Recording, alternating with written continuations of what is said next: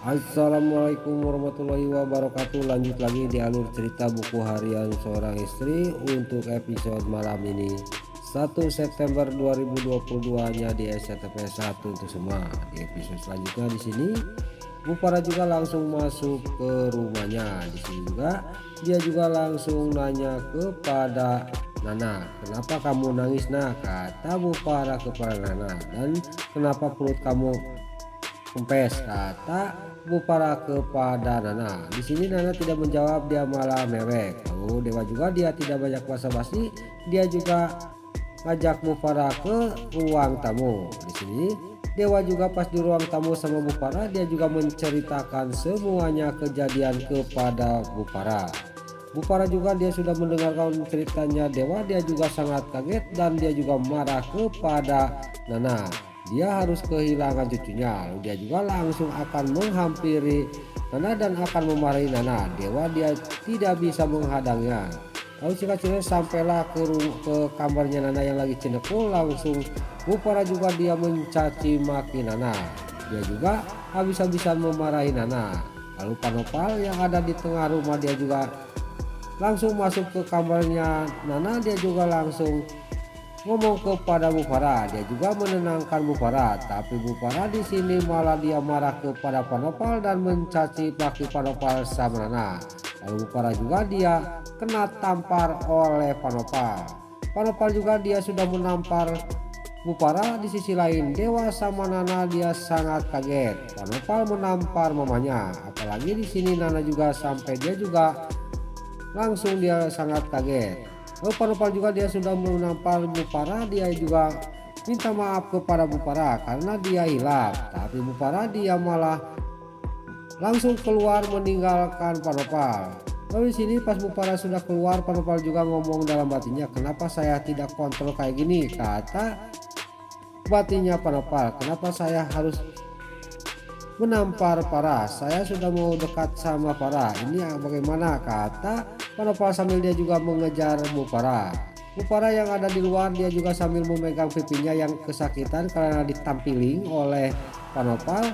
Gak lama kemudian Panopal juga keluar dan menghampiri Bu Farah. Lalu dia juga memegang pundaknya Bu Farah sambil dia minta maaf, tapi Bu Farah dia langsung ngegibegen awaknya karena dia sangat marah kepada Panopal.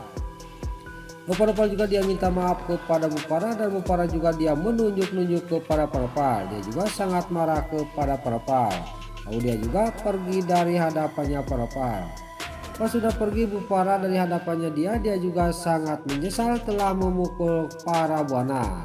Lain lagi di sisi lain di sini rombongan si Ken Kelvin sama Black Angel, si Ika dia juga akan menaruh Ratu Dewana sama Nuansa, yaitu anaknya si Alia, si Ratu sama anaknya Dewa. Lalu pas sudah mau sebelum ditinggalin, si Ikat juga dia ngomong kepada si Ken Kelvin, dia juga akan menukarkan cincinnya Nuansa sama Ratu Dewana supaya anaknya si Ken Kelvin bisa diam di rumahnya Buana dan menguasai harta Buana. Lalu si Ika juga sama si Ken Kelvin juga sudah menukarkan cincin, dia juga langsung meninggalkan Nuansa sama Ratu Dewana di panti asuhan. Lalu pas dia sudah pergi di sini juga gak lama kemudian yang punya panti asuhan juga keluar karena mendengar tangisan bayi. Pas sampai keluar dia juga sangat kaget, ada 2 bayi di terasnya. Lalu dia juga nggak banyak basa-basi, dia langsung membawa bayi itu ke dalam karena harus dirawat. Lalu di sisi lain si Ken Kelvin sama si Ika sama rombongan Black Angel juga melihatin dari kejauhan. Lalu si Ika juga dia sangat senang usahanya dan rencananya dia sukses. Tapi si Ken Kelvin masih dia teringat terus kepada si Alia si Ledatel. Lalu terlihat si Alia si Atel yang lagi ditenangin oleh Tante Merin di luar di depan kontrakannya. Tiba-tiba Tante Saras di sini keluar sama Mbak Rani. Tante Saras juga dia ngomong kepada Rani, "Itu mungkin karma buat mereka," kata Tante Saras. Di sini Tante Merin dia tidak terima, dia juga memarahin kepada Tante Saras. Terjadilah cekcok antara Tante Merin sama Tante Saras. Lalu gak lama kemudian Papa Jar juga langsung ngomong kepada Bu Saras. Dia juga mengatakan, "Bu Saras jangan kayak gitu. Soalnya sebentar lagi saya akan menikahin si Alia, kata Pak Fajar. Lalu Pak Fajar juga di sini tidak sadar, langsung dia juga ditampar oleh Tante Saras. Lalu si Alia juga sangat kaget dan dia lagi shock karena bayinya hilang. Dia juga langsung marah kepada mereka dan dia juga langsung pergi dari tempat itu. Lalu Pak Fajar juga dia mengejar si Alia si Hildate.